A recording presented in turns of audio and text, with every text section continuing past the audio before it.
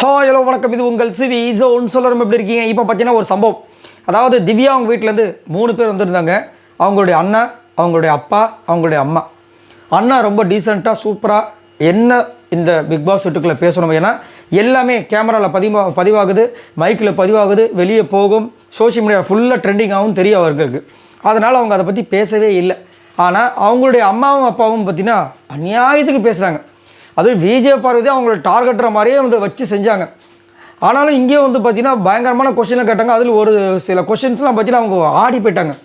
திவ்யா வந்து அப்பப்போ வந்துட்டு பிக் பாஸ் கூப்பிடும்போது பயந்து கத்துறாங்களே, அதை பற்றி என்ன நினைக்கிறீங்க அப்படிங்கும்போது திவ்யா அப்படியே ஷாக்காக வராங்க, பதட்டமாக வராங்க. அவங்களுக்கு பதிலே சொல்ல, திவ்யாவோட ஃபேமிலியில் ஒருத்தர் கூட அதுக்கு பதில் சொல்லவே இல்லை. தலைவலிக்கு வாலண்டராக வந்து பதில் சொன்னாங்க. இல்லை அவங்களுக்கு சின்ன வயசுலேருந்தே தலைவலிக்கும் அப்படின்ட்டு நிறைய விஷயங்கள். அதே மாதிரி அவங்க அப்பா வந்துட்டு இந்த ஸ்கூல் டாஸ்கில் ஏமா அந்த மாதிரி பண்ணேன், குழந்தைங்களாம் இருக்கும்போது நீங்கள் வந்து கம்ப்ளைண்ட் பண்ணுற மாதிரிலாம் ஏதாவது சும்மா எக்ஸ்ட்ரா நான் நடிச்சிருக்கலாம், அப்போ நான் வந்து குழந்தைங்களப்பா நான் வார்டன் அப்படின்னு வார்டனா டக்குன்னு மாற்றினார் பேச்சை. அதேமாதிரி அவங்க அம்மா வந்துட்டு நீ 75% நல்லா பண்ணியிருக்கமான்னு சொன்னோன்னே திவ்யா வந்து ஏமா ஏற்று வரேன்னு சொன்னோன்னு அப்படியான்ட்டு 75% நல்லா பண்ணுற மாதிரி இருந்துச்சு, ஆனால் நல்லா பண்ணலாமான்ட்டாங்க. அவங்க போய் காலையில் வந்து நீங்கள் தாம்மா என் குரு அப்படின்னு கலாச்சி விட்டுருந்தாங்க. இன்னொரு பக்கம் பார்த்திங்கன்னா நம்ம திவ்யா அப்பா வந்துட்டு விக்ரம் ஒரு விஷயம் சொல்லியிருப்பார். விக்ரம் ஏற்கனவே காண்டம் தரேன்னு தெரியல. அது மட்டும் இல்லாமல் ஆல்ரெடி வந்து இவங்களோட விஷயங்கள் எல்லாமே கொஞ்சம் ஒரு மாதிரி தான் இருந்துச்சு. நார்மலாக வந்து ஒரு அப்பா அம்மா வந்தாங்கன்னா ஒரு ஸ்ட்ரிக்டாக பேசுவாங்க. அதுக்கப்புறம் அதெல்லாம் ஒன்றும் இல்லைப்பா அப்படி தானே பேசுவாங்க. இது கொஞ்சம் வேற மாதிரி இருந்தது. அதனால தான் திவ்யாவே வந்துட்டு கொஞ்சம் பகிரங்கமாக அவங்க போனதுக்கப்புறம் மன்னிப்பும் கேட்டாங்க. ஸோ அப்போ என்ன ஆகிடுச்சுன்னா திவ்யாவோட அப்பா வந்துட்டு விக்ரம் பார்த்து, இப்போ நீ அப்பப்போ நான் சொல்கிறேன் அதை ஏற்றுக்கோ, அப்பப்போ நீ எமோஷனல் ஆகாதப்பா, அதை கொஞ்சம் தவிர்த்துக்கோ அப்படின்போது அதை வந்து நீ 100% தவிர்க்கணும் அப்படிங்கும்போது அவர் என்ன சொல்கிறாருன்னா, இல்லை பரவாயில்ல எமோஷனலாக இருக்கட்டும்ப்பா, அது ஒன்றும் பிரச்சனை இல்லைன்ட்டார். இல்லைப்பா அதை நீ தவிர்த்தா நல்லது, இது நல்லது இல்லாமல் இருக்கட்டும்ப்பா, அது எனக்கு ஒன்றும் பிரச்சனை இல்லை, நான் அப்படி தான் நான் அந்த மாதிரி எமோஷனலாக இருந்துட்டு போகிறேனே, எனக்கு ஒன்றும் பிரச்சனை இல்லைன்ட்டார்.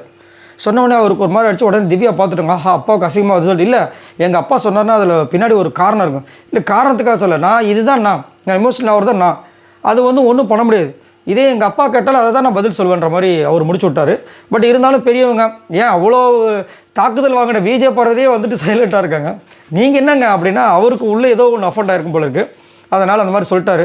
அதுக்கப்புறம் அவங்களாம் போனதுக்கப்புறமும் வந்து பார்வதிக்கிட்டே திவ்யா சொன்னாங்க, அது மட்டும் எனக்கு கொஞ்சம் ஒரு மாதிரி இருக்குது, எங்கள் அப்பா அதுக்கு கொஞ்சம் அஃபண்ட் ஆகிருப்பாரோ அப்படின்ற மாதிரி தோணுச்சு இந்த மாதிரி சொன்னாங்க.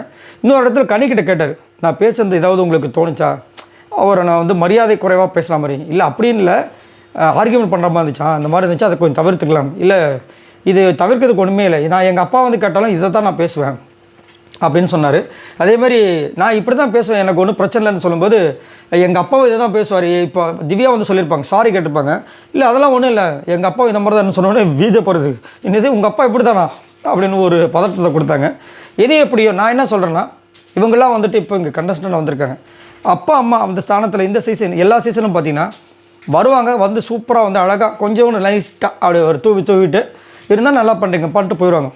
ஆனால் இவங்க அப்படியே வந்து துப்பாக்கியத்தை சுட்டா மாதிரி இது ஒரு டட்டன்னு இருந்தது, அதை கொஞ்சம் தவிர்த்துருக்கலாம்.